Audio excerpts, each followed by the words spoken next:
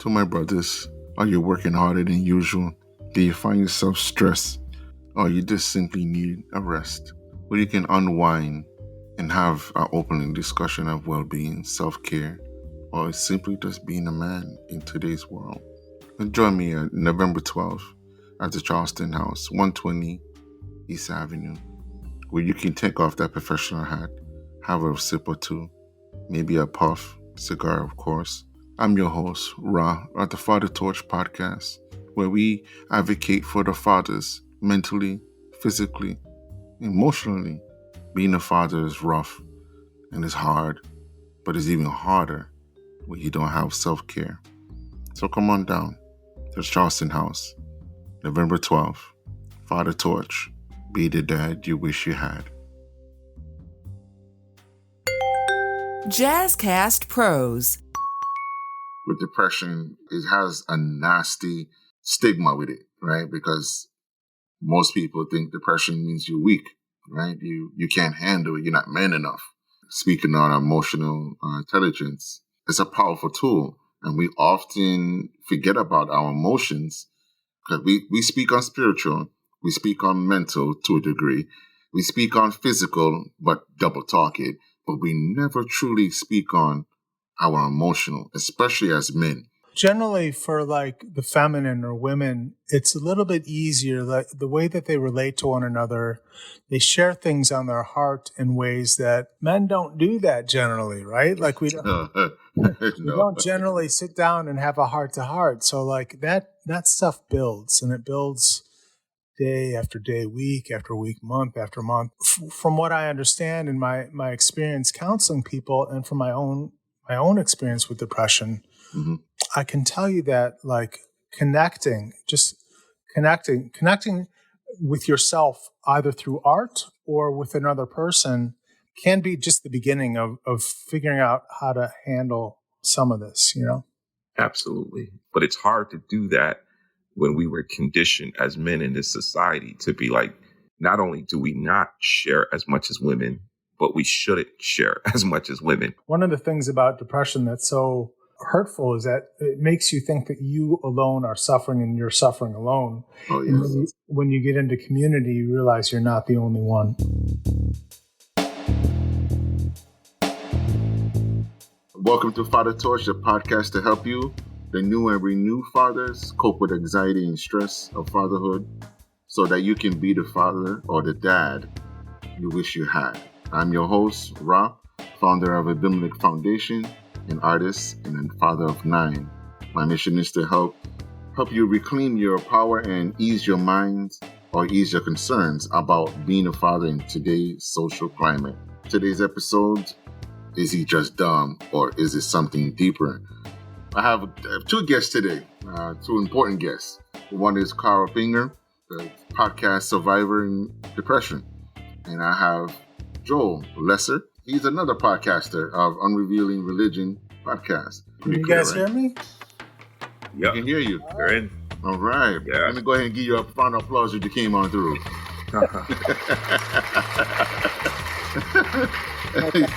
Give you a round of applause. You came on through, man. You came on through. How are we feeling, Joel? Feeling real good now that we got that taken care of. Well, let me introduce Carl. Joel, Carl. Hey, Carl. Nice to meet you, man. Nice to meet you, Joel. I'm a huge fan or advocate for mental health and depression, especially in the Black and brown men and men in general. So I draw you 2 brothers here, you 2 fathers and men here to better discuss and better to have these conversations about depression, especially in our men and our fathers. And I wanted to try to do this, do this discussion and eliminate the taboo and dismiss these myths of what depression looks like, what it sounds like, the symptoms, the everyday. So, gentlemen, introduce yourselves and tell the world who you are. Well, thank you. As Rasha Kim stated, my name is Carl Binger, and I am a licensed mental health counselor in New York State. I do a podcast called Surviving Depression. I'm a therapist, so I have my own private practice. And I also wrote a book called The Progressive Darkness for the Christian Losing Hope in Depression. And I wrote about my experience with depression and how I eventually came out on the other side of that. I do have a Facebook group that's private for anyone struggling with depression. It's a supportive Facebook group of about, I think, 600 to 700 members now. And I am happily married to my wife, Carissa. Yesterday made 9 years, and we have 3 sons, ages 7, 5, and almost 2. Congratulations. That one deserves an applause. Let me go ahead and put that in there. Let me go ahead and put that in there. He said, happily married. That's what I'm talking about. Go ahead, Mr. Joel. Your turn. Thanks, Rod. Nice seeing you, Carl. So my name's Joel Lessies, and I host a podcast called Unraveling Religion, which is about spirituality, mysticism, psychology, and what is shared in our human experience. I, like Carl, am a counselor. I'm a rehabilitation counselor and have a private practice as well under the AGs, the guise of Education Training Center, which does individual and group counseling and puts on workshops and seminars. I also run Ground and Sky Poetry Series, which is a monthly poetry series that has no mic, no list, no podium. It's organic discussion of life through poetry with sort of my contribution to build sacred community. It's built in trust. It's a very trusting kind of round table or circle, and a lot of good stuff comes out of that. My work experience is in education, psychology, and counseling for people who are sort of marginalized by trauma, addiction, and psychological distress, and the effects of those things, including incarceration, homelessness, and institutionalization. And I'm really dedicated to reframing mental health distress or mental illness is a potential marker, spiritual marker of a gift, like a certain sensitivity that can be with a shifted narrative that people have a gift or a sensitivity that is nurtured can be beneficial to our community and to the individual. So, All right. Now that one deserves a clap. I think I made a great decision of putting you two guys together and having this conversation and breaking down these barriers of which most of us don't know or have a vague understanding of what depression is. I'll start with you, Carl, and Joe, you can jump in anytime. What are some of the things about depression that most of us don't know? Well, before I start, I do want to say, Joel, man, that everything you do, man, just sounds excellent. And I can't wait to connect with you and talk about some more of the things that you're doing. It's well needed. And Rasha Kim, you shouldn't sell yourself short because you're making a huge contribution to just one, by having this conversation, but two, by all the other things you do as well. Thank And you. so as far as depression goes, I mean, I think there's many things that people don't know outside of, the clinical realm and just in our communities. There are very fundamental, simple things that people just kind of pass off as this is just normal and I need to just deal with it. And so they don't take it really serious until it's really bad, or even when it's really bad, they don't maybe necessarily take it serious enough. And it's a lot of times due to lack of education. It's symptoms in general. It's symptoms, maybe it's resources. When I was going through it myself, I didn't know what depression was. Like, I heard about it and I was like, oh, it's just when people are sad and it's probably the result of someone passing away in their family or a big traumatic event. So it was like, if I could point to one thing, I think it's people think it has to do with something happening in your life. Depression has to be because something happened to you. Someone died, you got into a car accident, you had a brain injury, you broke up with your girlfriend, like something happened in order for you to feel that way. People rarely think it's like genetic or a chemical imbalance where it comes upon you at some point and you can't necessarily point to a situation, but it's actually a chemical imbalance. And that is a new way. I even myself, I didn't hear in that fashion. Wow. What do you think, Joe? I agree with all that Carl said. And I feel like from a spiritual standpoint, it's kind of like, I know from my own experience and from a spiritual standpoint that a lot of times it's about connection. It's about a lack of connection. It's about, not talking about what is deep in our heart, and that builds and builds and builds. And then suddenly we realize we're just not feeling ourselves, or we're not feeling the same. And I think like that really just talking to a trusted friend or a trusted counselor can sometimes really take care of a lot of the depressive symptoms. Sometimes other things are necessary, but sometimes not. Hmm. Yeah. So what I'm hearing is that it's not from one source or one element versus another that can trigger such a feeling or emotional response, I should say, called depression. I know I struggle with depression, and it's not always based on what someone made me feel or what I've gone through.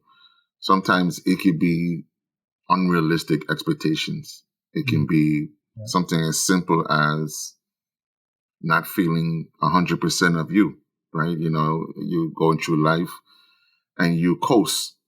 You coast through your pain, you coast through your struggles, but you never deal with it. And with depression, being that it has a nasty stigma with it, right? Because most people think depression means you're weak, right? You can't handle it. You're not man enough. Yeah. And especially not men, they don't always address it, right? It gets kind of sticky from there because we don't often know all the signs that deal with depression. Like Carl said, we get the trending symptoms, right? Sadness, withdrawal, right? We fall under these umbrellas, but we don't talk about the everyday and even the natural depression that happens that we don't often speak on. Yeah. We don't speak on these things. I think if I could just say, Ra and Carl, generally for like the feminine or women, it's a little bit easier. Like the way that they relate to one another, they share things on their heart in ways that men don't do that generally, right? Like we No. don't generally sit down and have a heart to heart. So like that stuff builds, and it builds day after day, week after week, month after month. From what I understand in my experience counseling people, and from my own experience with depression, Mm-hmm. I can tell you that like just connecting with yourself either through art or with another person can be just the beginning of figuring out how to handle some of this. Absolutely. I 100% agree, Joel. One thing I've been pushing on my clients and people I've encountered in ministry or just in Legman's, just Mm-hmm. everywhere I've gone and talked to people since my experience with depression and even before, I've recognized the power of journaling. And I'll never forget how it started. My friend, I stayed over at my friend's house in Buffalo. I think fresh out of college, I just stayed over with him and his wife, and I saw on their fridge they had a list of things that they were thankful for, and I was like, "Do you guys do this every day?" He's like, "Every morning, my wife and I write down what we're thankful for, and we try to write down things throughout the day." And I said, that's pretty cool. And so I kind of took that practice with me, and it turned into not just writing down what I'm thankful for, but also processing my thoughts, writing down what I'm afraid of, what I'm happy about, what do I hope will happen in the next couple of years with my life, and just really creating that extended internal dialogue, not just within my mind and body, but out on paper. And then I think just naturally over time, as Joel is talking about the positivity of relationships, I've seen that over time. It's like the more vulnerable we are in getting down to the root of what we're feeling Mm-hmm. and expressing ourselves in a safe way, it deepens who we are and it helps other people as well. But it's hard to do that when we were conditioned as men in this society to be like, not only do we not share as much as women, but we shouldn't share as much as women. Because if you start to do that, then you are in fact a woman. And so I've seen the benefits of it, and I try to encourage people all the time. Like, you got to find a medium to where you can put this stuff on paper, on a whiteboard, talking with a friend, talking in a group, poetry, writing music, singing. Like, if you put it out there and you start to engage in this aspect, you're actually going to benefit from it very deeply. It is beneficial to have these things. However, we don't have the space, nor are we taught to do that, right? And it's often a double-edged sword when it comes to such things. Yes, we should be vulnerable with one another to the degree that to let out or to discuss or even just to have someone listen outside of our own box, right? But we don't have that because we have, like you said, Carl, we have a society that has given us a reality that is so distrusting and disgusting at the same time. Yep. We can't even have that one piece of moment of healing because we're always on the grind of something. We're always on the move, and what's expected is not necessarily unrealistic, but is unjust. Right? It's unjust because the only time you're gonna get rest is when you're dead. Yeah. And that's the mentality. That's the message. Hidden, subliminal music is everywhere, right? And I love the fact that Joe talked about poetry and you talked about the journal. And it's still a form of art, right? And expression. But we don't have enough of that because now, even more so, we put $1 to it.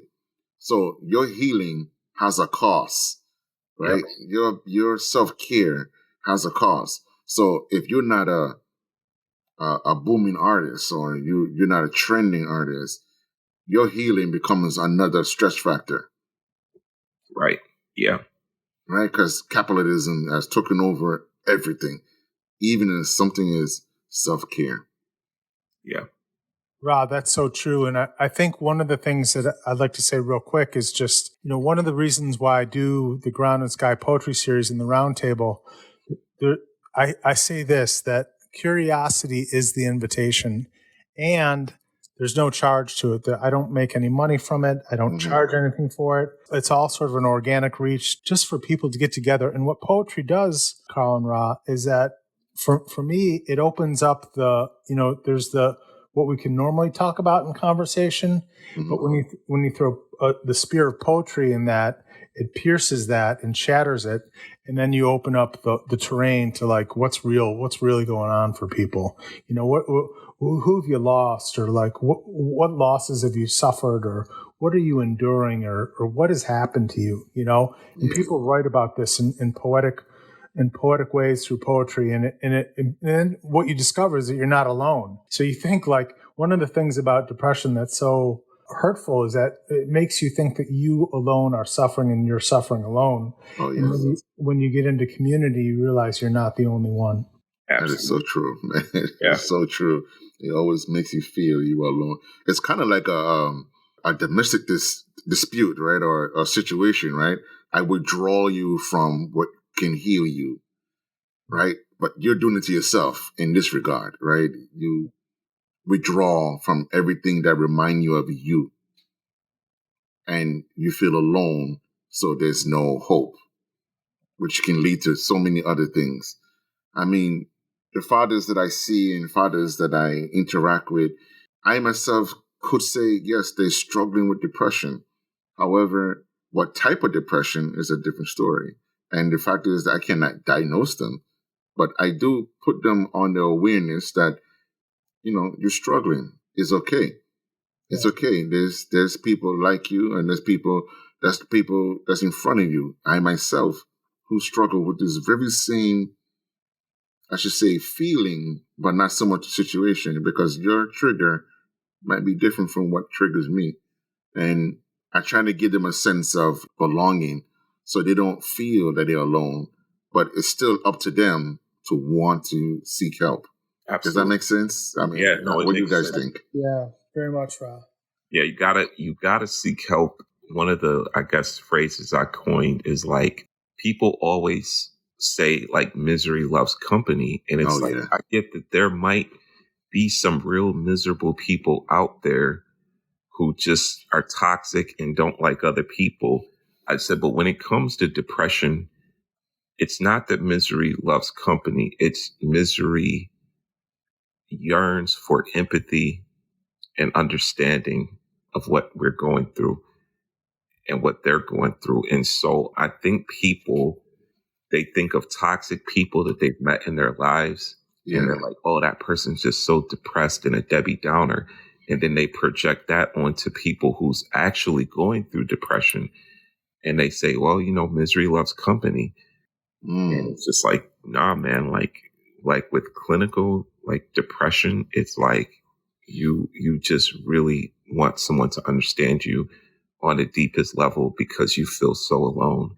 And just you have to get that help though. You have to, as hard as it is with motivation, especially, you have to push yourself, and other people around you, if they're there, have to push you as well, because it is like climbing Mount Everest with no clothes on at times. You just Yeah. by Yeah. yourself, Mount Everest, no equipment whatsoever, and it seems like an impossible task. So let me ask you guys, how is it important for treatment such as medication, talk therapy, workshops, right? Art?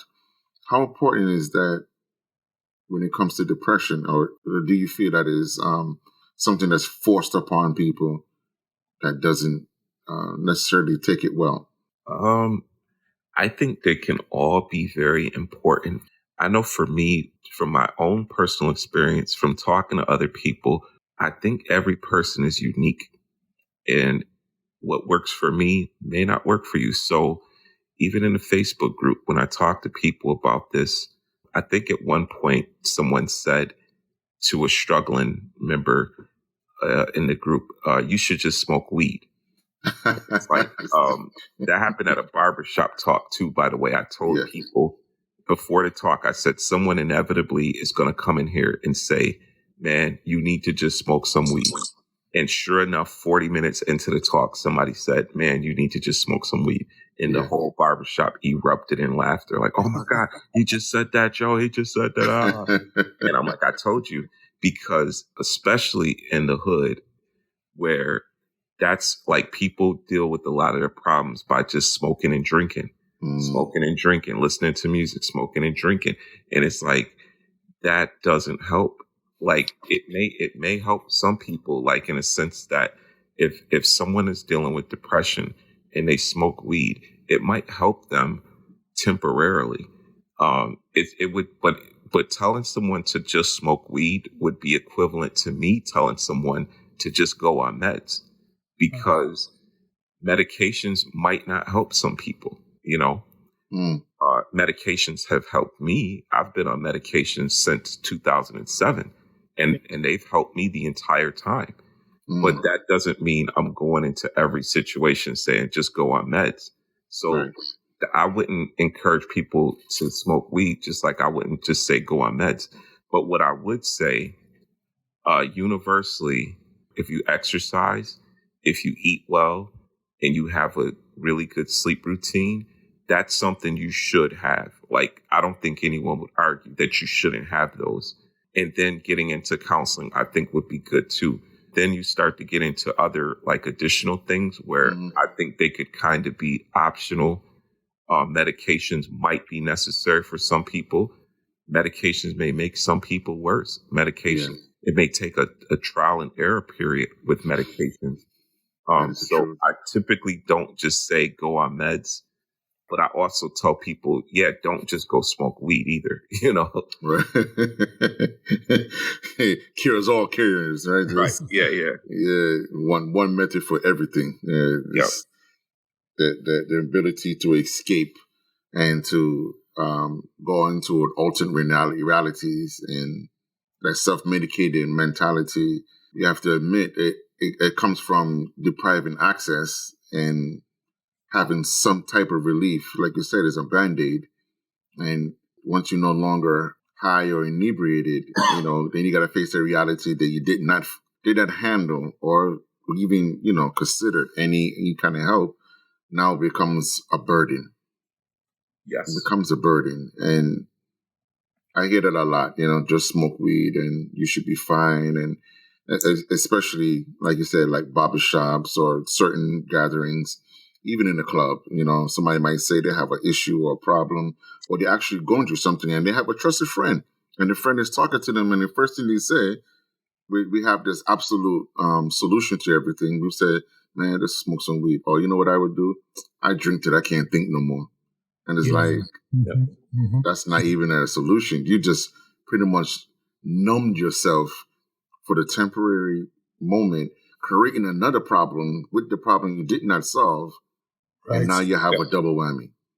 Yeah. And the thing about that process of trying to handle the condition of depression with weed or drinking, eventually you learn it doesn't work that well, or generally it doesn't work that well. But like, I think a lot of it boils down to like depression can come from us infinite number of ways. It can come from biochemistry. It can come from events. It can be circumstantial. It can come from childhood stuff. It can come from being mistreated. It can come from poor diet and not taking care of yourself. It can come from not hearing your inner calling, which I think is a big one. One thing depression sometimes can do is slow someone down to a place where they begin to re-examine stuff because maybe it's correcting their course, and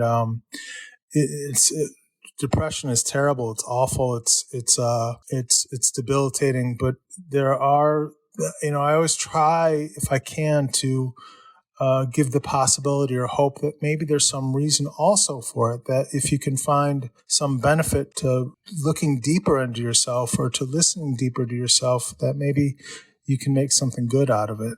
That's interesting. I always thought that depression was normal to a degree because it is a normal effect, a normal chemistry. However, how low you stay in there or how long you stay in the low and how long you stay in the high. Most of us don't think about the high in the depression because we often are shown that depression, you're always low. And we don't even we haven't even gotten to the manic side of it, right? So we always introduce to the Eeyore mentality, right? You know how Eeyore used to do in Winnie the Pooh, right? Yeah. I think so, maybe so, just... It's ironic that he's a donkey too. Highly stubborn, right? But you know what though? I think I'm just speaking from my experience because I did have those highs, even though they were very infrequent. Yeah. I think the reason I couldn't enjoy the highs is because I know the lows were coming right back, so it was just like in that state of misery, like I'm going to try to milk this high for what it's worth, but part of me can't even really enjoy it fully because I just know the darkness is going to come back. You know what I mean? And so it was even hard to enjoy the high, It's hard. It's hard, especially, but most of us don't even know there's a high and low in this. We think it's a straight barrel, Kawasaki style of, depression, but it's a high and low. And persistent depression disorder. What was the other name? Dice? I think it's dysthymia. Dysthymia. That particular depression, especially Black and brown men, deal with every day. And you know what we diagnose it with? Oh, he just a jerk. Or that guy is a real a-hole, right? Because he has a downer about everything. Or he's negative. But yet he's functioning. And he's literally functioning depression. Some people, they talk a certain way, they act a certain way, but they maintain a certain level. But they just kind of like just a little under the radar, but not enough to say they're depressed, and not enough to say they are bipolar or things of that nature. And it's amazing how most people in the city, slums, or just poverty stricken are misdiagnosed and never looked upon as having depression because they are functioning. That double standard thing again. They are functioning. You know what I mean? They're not the classic what we think we understand or know about depression. Like the title, is he dumb or is something something else deeper? And we look at this, and only when they are manic or going through the highs and lows, they will say, "Oh, maybe something's wrong." It's a good point. And it's sad too, because one, these individuals aren't enjoying the fullness of life and the fullness of their potential. But two, it opens people up to violence and abuse. And, Yes. I think I've said this a couple of times, workshops and classes or whatever for the past 2 years, is like, man, if we just started in the inner city or any impoverished area, if we just said, let's work on emotional intelligence. We can work on law enforcement. We can work on the school system. We can do all these things. But if we just start with emotional intelligence and counseling and mental health, I think we would see a tremendous change in people's behaviors, because they'd have this emotional health and awareness to where a lot of things that kind of pop off wouldn't necessarily happen as much, because people would know themselves better. Mm-hmm. They'd know their triggers. They'd know what state they're in. They'd know what to avoid and when to avoid it more because of their state of mind. Yes. And it would take a lot. Don't get me wrong. But could you imagine if, 60% of inner city population was like sufficiently emotionally intelligent and healthy and had mental health needs met, what that would do to crime, education, and things like that. That would be powerful. I mean, as a matter of fact, I think if I recall, Joe, we did an interview on that, speaking on emotional intelligence. It's a powerful tool, and we often forget about our emotions because we speak on spiritual, we speak on mental to a degree, we speak on physical, but double talk it, but we never truly speak on our emotional, especially as men. Yeah. We think it is only the 3 realms, but it's 4. And 4 leads to many others, yes. But these are the 4 main realms that you must keep in balance. And we as men, we drop the ball on this because we emphasize or focus on one of the 4, one of the 3, but never all 4. Yeah. Yeah. Right? Never all 4. And we find ourselves so unbalanced. We are emotionally disturbed or destructive, or, we self-medicating because somehow smoking and drinking resolve our emotional healing. Whatever that message come from, where did it come from? I don't know. All I know is a big, big misunderstanding, miscommunication, distraction, and it's happening every day. And yet we don't speak on it. We say war on drugs, right? But that's mass incarceration. We say, self-help and mental health, but that involves medication, right? Because they push that more than anything else. We say go to a therapist and talk to a counselor, but don't forget about the medication. It's like it's nothing clear. Everything is always clouded, but we never say, let's speak about emotional intelligence and let us try to heal, one thing at a time versus checking on a mass of problems at one time. Yeah. Carl, what I love about the spirit of what you're saying is that it's giving people tools to connect with themselves, their mental, physical, emotional, and spiritual. And because if people are truly genuinely connected with themselves, then they're able better to handle the stresses and the pressures of what builds up day after day, week after week, month after month. But when they don't have that insight, that stuff builds. We all have a threshold. We all have a breaking point. It comes, and then you see different ways of acting out and violence and just bad choices because people are just fed up. They've just had enough. Mm-hmm. Yeah.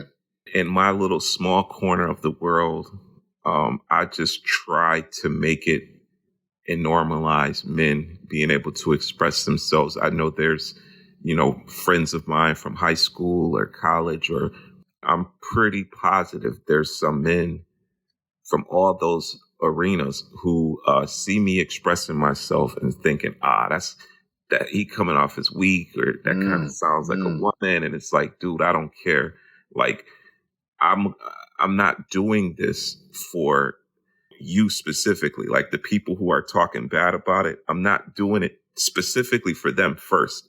Like, my primary concern is for the men who are feeling like isolated and are like, they've come to a point to, like, where Joel is mentioning it, like a really healthy self-awareness, or some of those first steps where they're like, man, I really feel like I get great benefit from touching on this realm of my life that I have not done so yet, or haven't done so as often as I should.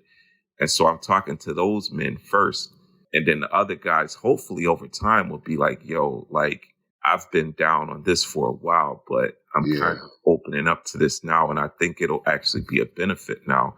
But, in the meantime, it's like, man, I can't really get wrapped up with what you guys are saying, because I've been that guy before.